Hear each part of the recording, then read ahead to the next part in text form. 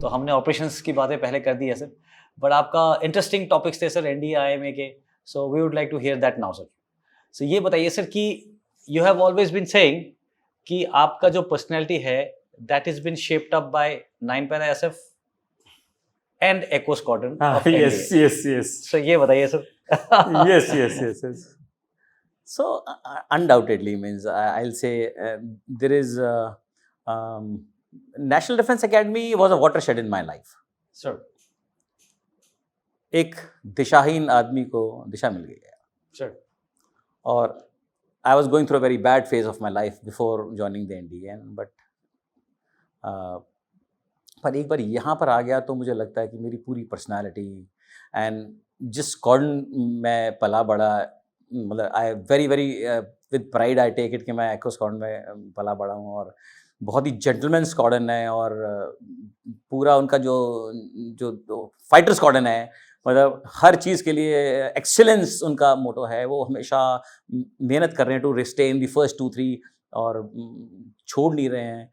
और बहुत अच्छे मतलब मेरे साथ के कितने लोग हैं, मतलब आई विल से वो चिली राठौर, कल Rajyavardhan Rathore is just junior, 1 term junior to me of Echo Squadron, sir. Echo Squadron, Don who went around the world in his own yacht, मतलब बड़े अच्छे ज़बरदस्त लोग हैं। I think Echo is a big thing in my life जिसने मेरी personality shape की है। पर यार मैं एक चीज़ बताऊँ, एनडीए हो गया मतलब अंदर आना, मतलब मैं जिस तरह से चल रहा था अपनी लाइफ में, मुझे नहीं लग रहा था मैं कभी एनडीए क्लियर कर पाऊंगा, क्योंकि एनडीए में पढ़ाई होती है। मतलब एनडीए पास करने के लिए आपको सर रिटन एग्जामिनेशन क्रॉस पहुंचना मुश्किल है, पहुंचना मुश्किल है। यू नो जब मैं छोटा था तो मेरे dad was a NCC officer and he was posted to a very small place in Rajasthan which was called Sikar. आज वो बहुत बड़ी जगह हो गई है, वहाँ बड़े बड़े वो हो गए हैं, पर उस समय 1974-75 में बहुत छोटी सी जगह थी, 73-74 में। और हमारी पोस्टिंग डैडी की वहाँ पर हुई, वो एनसीसी में थे वहाँ पे। और तो उन्होंने सोचा है इस बच्चे का क्या होगा, सीकर में क्या होगा, इसको मैं जयपुर भिजवा देता हूँ, यही पढ़ लेगा। तो उन्होंने मुझे ना वहाँ जयपुर में डाल दिया। तो और मतलब मैं हॉस्टल में चला गया, मैं तीसरी में हॉस्टल में चला गया हूँ। तो पहले मैं 1 साल रहा हूँ, वहाँ पर एक चिल्ड्रंस अकेडमी करके स्कूल था बनी पार्क में, और उसके बाद में मैं सेंट जेवियर्स में आ गया हूँ। और सेंट जेवियर्स ना बड़ा ही ज़बरदस्त स्कूल है यार, और इसलिए ज़बरदस्त कहूँगा कि वहाँ ना पूरी पर्सनैलिटी पे ध्यान देते हैं, सिर्फ पढ़ाई वढ़ाई की बात नहीं करते हैं। सो इफ़ यू तो गेम्स बहुत बड़ा वहाँ पर एक रोल प्ले करता है उस स्कूल में, गेम्स, एथलेटिक्स, क्रॉस कंट्री, और फुटबॉल तो रिलीजन है। सो यार मैं जाके ना मैं ना हॉस्टलर था, घर पे कोई माँ बाप तो है नहीं बताने की पढ़ना वढ़ना क्या है, मैं ना सिर्फ फुटबॉल में पढ़ गया और मैं सिर्फ फुटबॉल ही खेली मैंने। तो जब मैं गया था तो I had got 1 book prize in पढ़ाई स्टडीज़, मतलब आई अज्यूम कि मैं अच्छा होऊंगा, तभी मुझे उस हॉस्टल में मुझे वो book prize, not day scholar तो खैर बहुत ही अच्छे थे, पर हॉस्टल में जो भी थे हम लोग, तो उनको उसमें से जो मैं फर्स्ट आया था अपनी क्लास में, तो मुझे बुक प्राइज मिली थी, मुझे वो एनेट ब्लिटन की कोई किताब थी। तो मैं ठीक ही होऊंगा। लेकिन इन 3 years what has happened is कि कब इंग्लिश घुस गई मैथ्स के अंदर मुझे पता ही नहीं चला। ए अपॉन बी कहाँ से आ गया, पहला ए और बी तो साथ साथ होते थे, ये अपॉन कहाँ से आ गया, ये पॉलिनोमियल क्या चल रहे हैं, ये अलजेब्रा क्या चल रहा है, और मुझे क्लियर ही नहीं हो रहा है ये चक्कर क्या है चल रहा है, और मैं इंटरेस्टेड भी नहीं हूँ। और ये हॉस्टलर्स में बड़े रिसोर्सफुल होते हैं, इनको ना सारे क्वेश्चन पेपर पहले पता लग जाते हैं बिल्कुल। तो मुझे यार एक सोच, मैं 6th में हूँ और मेरे को ना पूरा क्वेश्चन पेपर आधे घंटे पहले पता लग गया ऑफ द एग्जामिनेशन। देख को बताता हूँ, ये ना पूरा क्वेश्चन पेपर दिखा दिया। अभी आधे घंटे में तो मतलब आदमी का कुछ बदलने वाला नहीं है। सो मेरे जो नंबर आए ना, after knowing the entire paper was 7 out of 100। तो मैंने कहा यार मतलब 93% तो मुझे अनऑफिशियल ही नहीं आता, बाकी तो 97% होगा जो मुझे आता ही नहीं है। तो पर वो बीच में यूनिट टेस्ट वगैरह होते हैं ना, तो वो कर के पास हो गया, ठीक है, और 6th मेरी पास हो गई। और तो उस समय ना 1977-78 की बात कर रहा हूँ मैं ना, जनता party had come over, emergency खत्म हुई थी वगैरह वगैरह, फिर है ना, और नई सरकार बनी थी। एंड दे सेड नहीं जेवियर्स के यार हम हॉस्टल वॉस्टल बंद कर देंगे, सो आप लोग अपना अपना देख लो कहाँ जाना है। तो उस समय my dad got posted to Bihar, वहाँ पर एक मुजफ्फरपुर करके जगह पड़ती है, तो वहाँ पर एनसीसी में उनकी पोस्टिंग वहाँ हो गई। तो डैड ने कहा तू आ जा यार, और मेरे डैड कैप्टन थे, ठीक है, एनसीसी में। तो मैं वहाँ पहुँच गया। तो and we are now looking for a Kendriya Vidyalaya, क्योंकि उनको पता है मेरी ट्रांसफरेबल जॉब है, अगले में कहाँ जाएगा इसकी, कहीं मैं एडमिशन करा देता हूँ। तो we were looking for a Kendriya Vidyalaya. केंद्रीय विद्यालय कहीं नहीं, किसी और डिस्ट्रिक्ट में, सीतामढ़ी डिस्ट्रिक्ट में से भी 17 किलोमीटर दूर किसी गांव में, सुतिहारा कर गांव में एक केंद्रीय विद्यालय नजर आ गया। तो मुझे लेके चल गए, चल भाई दीपू तो एडमिट हो जाए यहाँ, ठीक है। अब मैं वहाँ पहुँच गया, तो उन्होंने बोला कि हाँ कैप्टन सर क्या करें। सर मेरा बेटा है जी, जयपुर से आया है, इसको जी एडमिशन करा दो 7वीं में। तो उन्होंने कहा सर 7th में तो हमारे पास में जगह ही नहीं है।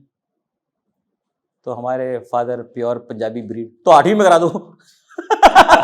मैंने कहा अच्छा, तो 8वीं में कर दिया उन्होंने एडमिशन मेरा।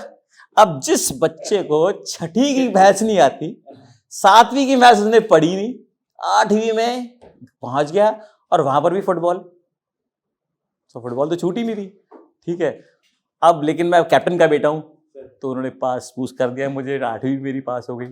नाउ आई रीच, डैड की पोस्टिंग हुई यूपी में, एक रायबरेली करके बड़ी प्यारी जगह, तो मैं वहां पहुंचा। सब कुछ ठीक चल रहा था, पर I am now in 9th, and अभी तक पानी इधर तक पहुंचा है। पर जब 9th का हाफ ईयरली फेल हुआ ना मैं, फिर हमारे डैड को होश आया कि यार ये तो भाई बहुत ही कमजोर चल रहा है। I think only time in my life my man dad would have scolded मी, यार भाई घास काटनी है क्या तूने? मैंने कहा वो भी नहीं आती है। घास काटनी कौन सी आती है, पढ़ाई तो भी आती नहीं है। And I was in really bad, and that day I realise what shit I am in. अंधकार है, आप सपने ले रहे हो मैं एनडीए जाऊंगा, ये करूंगा, एनडीए का तो चांस ही नहीं है भाई। 3 साल में एग्जाम है, 2.5 साल में एग्जाम है, 11वीं के बाद में एग्जाम होता था, देयर इज नो चॉइस। और एनडीए के 2 पेपर होते हैं मैथ्स के, मैथ्स 1 मैथ्स 2, और मुझे किसी का मैथ्स 1 का 1 भी नहीं पता यार, मतलब 2 पेपर कैसे पास करूंगा। And I am in deep shit, and suddenly that sinking feeling कि यार मैं अकेले रह गया हूं लाइफ में, मेरा कुछ नहीं होने वाला। And I was in really really bad state when so हम लोग जहाँ पर रहते थे वो एक फील्ड हॉस्टल था, तो वहाँ पर बहुत सारे लोग रहते थे। तो हमारे पास में एक अंकल रहते थे, एक बंसल अंकल थे, वहाँ पर साथ में ऊंचा हार करके जगह पड़ती है, और नया नया वहाँ पर थर्मल पावर प्लांट बनता, तो सारे इंजीनियर्स लोग यहाँ पर रायबरेली रहते थे, पर ऊंचा हार जाया करते थे। तो उनकी फैमिली वहीं थी, तो बंसल अंकल मेरे पड़ोस में रहते थे, मैं उनके पास में गया, उमेश बंसल नाम था उनका अंकल का। तो मैंने कहा अंकल समझ नहीं आ रहा है कुछ भी, पर ये इंजीनियर्स लोग हैं ना, ये लोग पढ़ाना चाहते भी हैं।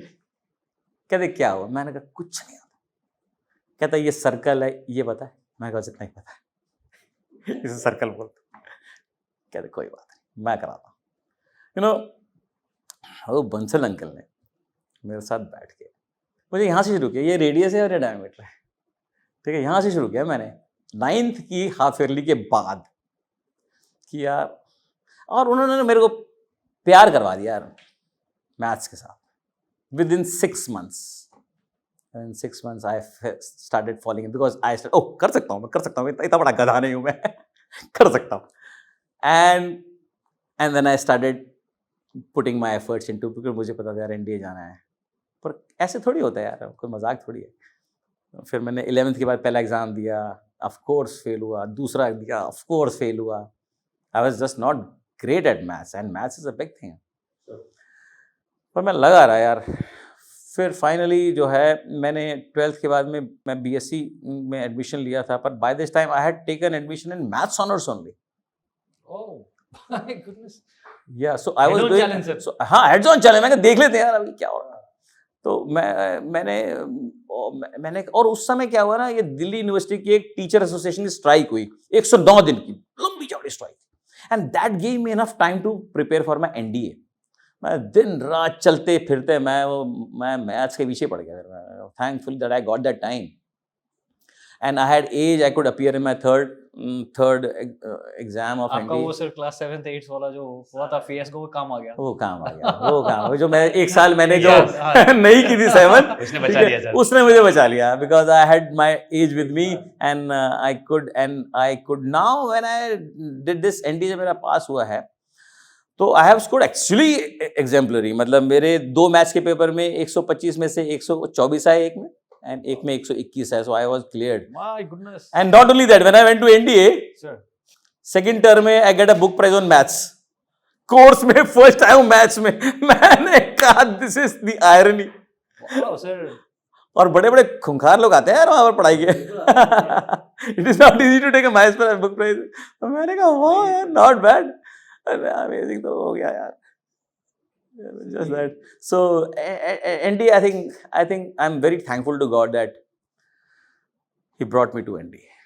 क्या एक बड़ी मतलब profound teachings है यार NDA की, और उसने हमें वहां सिखा दिया कि यार ये जवान की ना इज्जत करनी है भाई। ये जवान नहीं है, ये भगवान है। ये एक दिन तुम्हारे और गोली के बीच में आने वाला है। इसको तू करके नहीं बुलाना है, इसको आप करके बुलाना है। आई थिंक बड़ी बड़ी ये टीचिंग्स जो है ना, मुझे लगता है ये जो हमारे ब्लड स्ट्रीम में डाल दी वो एनडीए ने किया। I think that was one very very great thing to happen to me. I think one of, and I finally, मुझे आज भी लगता है, मतलब इतने साल हो गए एनडीए, मैंने 89 में क्रॉस किया होगा, पर मुझे आज भी लगता है नथिंग हैज चेंज्ड, ऐसे ही हूँ। जय हिंद। आई होप आपने इस क्लिप को एंजॉय किया है। अगर आप ये फुल पॉडकास्ट देखना चाहते हैं तो उसका लिंक डिस्क्रिप्शन में दिया गया है, और इसी प्रकार के हमारे गैलेंट रियल लाइफ हीरोज़ के अगर पॉडकास्ट आप देखना चाहते हैं तो आप हमारे main channel Monks and Warriors by Colonel Kaushal Kashyap check out कर सकते हैं। जय हिंद।